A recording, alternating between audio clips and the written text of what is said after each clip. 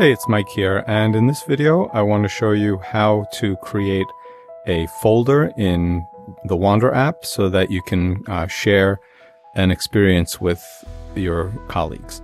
So here I am, I'm in the dashboard of the Wander app, and I can toggle that on and off with the B button.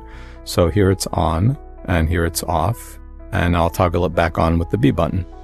So you'll notice at the bottom I have search, discover, social, and my profile. If I click on my profile, you'll see I have lots and lots of folders. You probably won't have any folders if you're new to creating folders in the Wander app.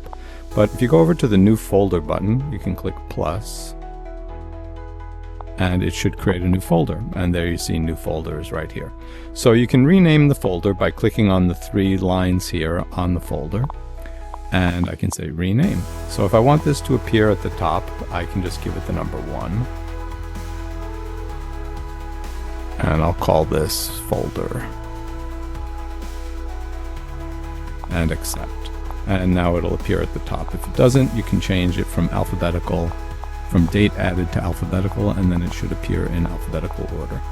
So now I've got that folder created, and I want to go ahead and put some locations in the folder. I click on the folder to open it up, and it says no favorites have been added yet. Click the location name below to add this place as a favorite. So let's say this is one of the places I wanted to show people on my tour.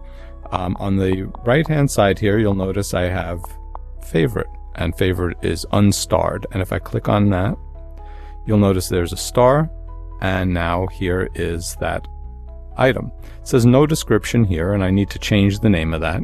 So I'll go ahead and click on the three lines again, and I'll say rename.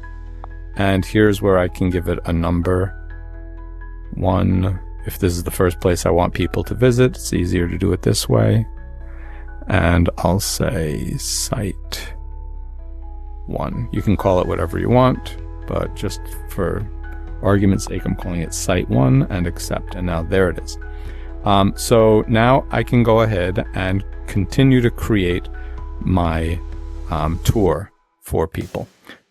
So that's all you basically need to do when you're creating a tour, and I'll show you in another video how to create a room so that you can actually take others on your tour.